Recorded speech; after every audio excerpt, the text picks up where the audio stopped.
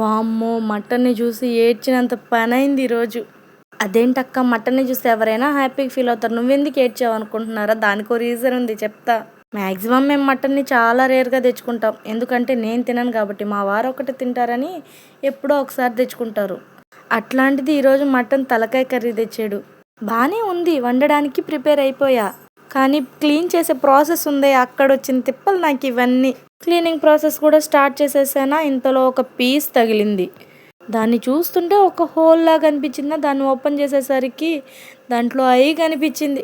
వామ్మో! Literally I'm shock. ఏముంది, mutton షింక్లో వేసేసి వచ్చి కామ్గా కూర్చునేసాను. ఓ పక్క కళ్ళల్లో నీళ్లు గారిపోతున్నాయి, బాడీ షివర్ అయిపోతుంది. ఇంత టెన్షన్లో మా వారికి కాల్ చేసి ఇలా ఉందని చెప్తే దాందేముంది సింపుల్గా లాగి పడేసి పోతుంది అని అన్నారు.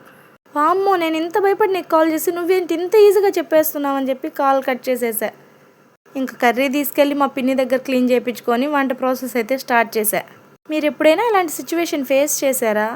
లేదంటే నాకే ఇంత భయంకరంగా అనిపించిందా? ఏమోలే, అయినా ఎవరి ఇంటెన్షన్స్ వాళ్ళవి. ఇక కర్రీ విషయానికి వస్తే మంచిగా క్లీన్ చేసుకొని కుక్కర్లో వేసేసుకోవాలి. ఇక దీంట్లోనే అల్లం వెల్లుల్లి పేస్టు, పసుపు, సరిపడినంత సాల్ట్, వాటర్ వేసుకొని 10 విజిల్లు వచ్చేంత వరకు ఉడికించుకోవాలి. లేతదైతే ఒక 5-6 విజిల్లు అయితే సరిపోతుంది. నేనైతే మటన్ని ఎక్కువ విజిల్స్ వచ్చేంత వరకే ఉడికిస్తాను, ఎందుకంటే స్మూత్గా ఉండాలి కదా, అందుకే.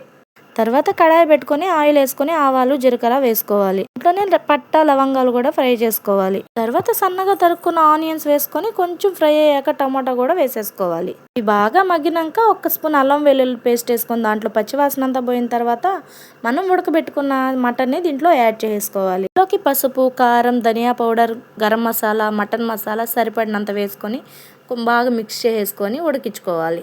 కర్రీ అంతా ఒక 50% కుక్ అయిన తర్వాత హోల్ గరం మసాలా ఫ్రై చేసుకొని పొడి చేసి పెట్టుకున్నాం కదా, దాన్ని యాడ్ చేసుకొని మొత్తం అంతా కలిసిపోయేలా కలుపుకోవాలి. ఇలా కలుపుకున్న కర్రీని 10 నిమిషాలు మూత పెట్టి మీడియం ఫ్లేమ్లో ఉడికించుకుంటే కర్రీ అంతా దగ్గర పడిపోతుంది.